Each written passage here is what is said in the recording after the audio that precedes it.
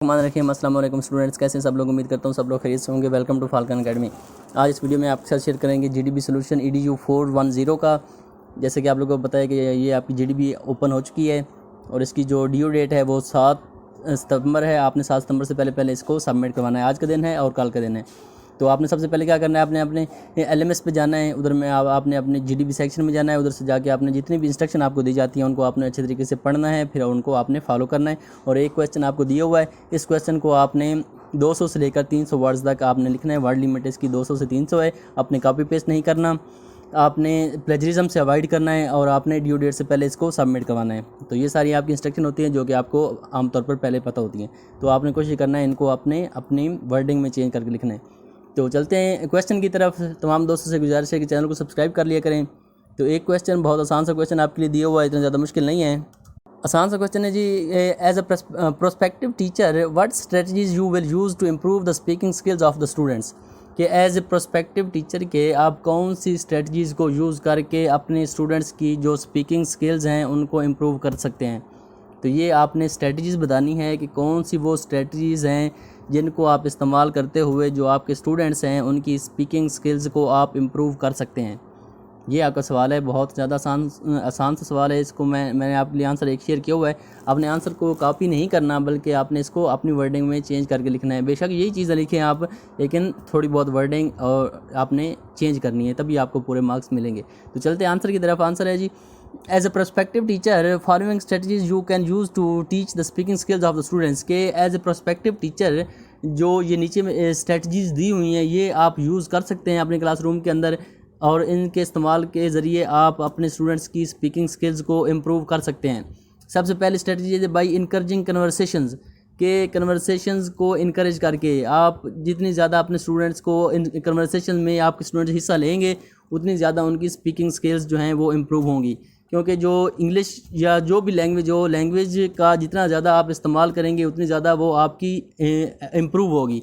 तो जब आप कन्वर्सेशन में हिस्सा लेंगे तो आप स्पीकिंग स्किल्स की प्रैक्टिस होगी आपकी, और आपकी जो स्पीकिंग स्किल्स हैं वो इम्प्रूव होंगी। तो पहली स्ट्रेटजी ये है कि आप अपने स्टूडेंट्स को मोटिवेट करें कि वो कन्वर्सेशन में हिस्सा लें।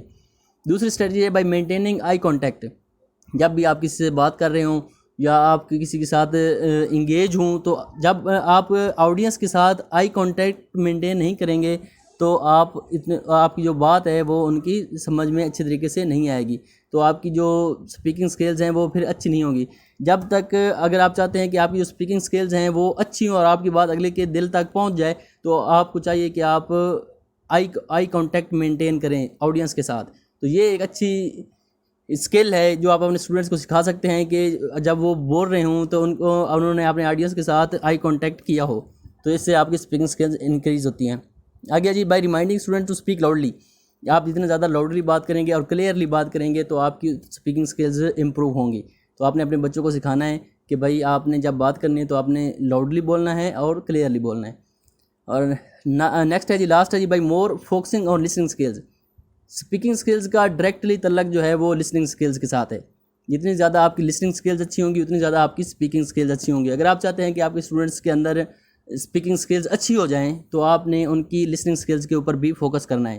तो ये 4 वो स्किल्स हैं जो आके आप अपने क्लासरूम के अंदर यूज़ करके अपने स्टूडेंट्स की स्पीकिंग स्किल्स को आप इंक्रीज़ कर सकते हैं, इम्प्रूव कर सकते हैं। तो आपने चारों के नाम लिख दिए, फिर आपने क्या करना है, आपने इनको थोड़ा बहुत एक्सप्लेन कर देना है अपनी वर्डिंग में भी। तो पहला है जी, बाई इनकरेजिंग कन्वर्सेशंस। इसको आप कह सकते हैं कि as a prospective teacher we can encourage our students to participate in more conversations. कि एज ए प्रोस्पेक्टिव टीचर के हम अपने स्टूडेंट्स को मोटिवेट कर सकते हैं कि वो ज़्यादा से ज़्यादा कन्वर्सेशन के अंदर हिस्सा लें। As we know conversations are very necessary for the improvement of speaking skills. जैसे कि हम जानते हैं कि जो कन्वर्सेशन होती हैं वो बहुत ज़्यादा ज़रूरी होती हैं स्पीकिंग स्किल्स की इम्प्रूवमेंट के लिए।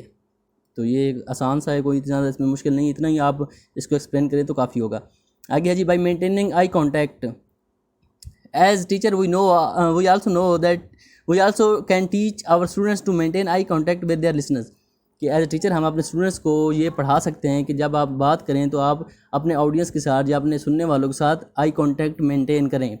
Maintaining eye contact will help learners gauge their audience attention and adjust their language, their volume और the organization of their speech. कि जब आप किसी के साथ अपने लर्नर्स के साथ या अपने लिसनर्स के साथ आई कांटेक्ट मेंटेन करेंगे तो उससे आपको ऑडियंस की एक तो अटेंशन मिलेगी, दूसरा आप उनको देख के, उनके रिस्पॉन्सेज को देख के अपने वॉल्यूम को कम और ज़्यादा कर सकते हैं, अपनी लैंग्वेज को एडजस्ट कर सकते हैं और अपनी स्पीच को ऑर्गेनाइज कर सकते हैं। तो मेंटेनिंग आई कांटेक्ट बहुत ज़्यादा अच्छी चीज़ है। अगर आपने अपनी स्पीकिंग स्किल्स को अच्छा बनाना है तो आपको ऑडियंस के साथ आई कांटेक्ट मेंटेन करना पड़ेगा। तो ये दूसरी स्किल थी। तीसरी चीज़ by reminding students to speak loudly.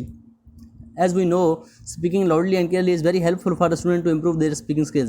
जैसे कि हम जानते हैं कि अगर आप लाउडली बोलेंगे और क्लियरली बात करेंगे तो इस तरीके से आपके जो स्टूडेंट्स हैं उनकी स्पीकिंग स्किल्स इम्प्रूव हो सकती हैं। Remind them that clear and loud enough speech is essential for holding the attention of the group and communicating their information and opinion effectively।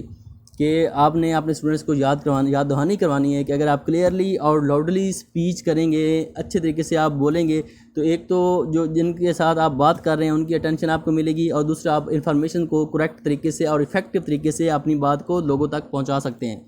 तो ये वो सारी स्ट्रेटजीज़ हैं जिनको फॉलो करते हुए आप अपनी स्टूडेंट्स की स्पीकिंग स्किल्स को बेहतर बना सकते हैं। आपने ये स्ट्रेटजीज़ अपने स्टूडेंट्स को पढ़ानी है ताकि उनकी जो स्पीकिंग स्किल्स हैं वो इम्प्रूव हो सकें। तो लास्ट बार ये है जी, by focusing on listening skills. As we know that listening skills are very important for speaking skills. जैसा कि हम जानते हैं कि जो लिसनिंग स्किल्स हैं वो स्पीकिंग स्किल्स के लिए बहुत ज़्यादा ज़रूरी होती हैं। If we want to improve the speaking skills of our students we must focus on the listening skills. अगर हम चाहते हैं कि हम अपने स्टूडेंट्स की स्पीकिंग स्किल्स को इम्प्रूव करें तो हमें लिसनिंग स्किल्स पे, उनकी लिसनिंग स्किल्स पे भी फोकस करना पड़ेगा। So this way we can improve the speaking skills of our students. तो इस तरीके से हम अपने स्टूडेंट्स की स्पीकिंग स्किल्स को इम्प्रूव कर सकते हैं। तो ये वो 4 स्ट्रेटजीज़ हैं जो कि हम अपने स्टूडेंट्स को पढ़ा सकते हैं जिनसे उनकी जो स्पीकिंग स्किल्स हैं वो इम्प्रूव हो सकती हैं। तो आपने इसी आइडिया को अपनी वर्डिंग में थोड़ा बहुत चेंज करके लिख लेंगे तो आपके पूरे मार्क्स आएंगे। अगर आपको कोई क्वेश्चन वगैरह हो तो आप कमेंट सेक्शन में पूछ लिया करें। अपना ख्याल रखिएगा, चैनल को भी ज़रूर सपोर्ट किया करें, सब्सक्राइब कर लिया करें। अपना ख्याल रखिएगा, दुआ में याद रखें। अल्लाह हाफिज़।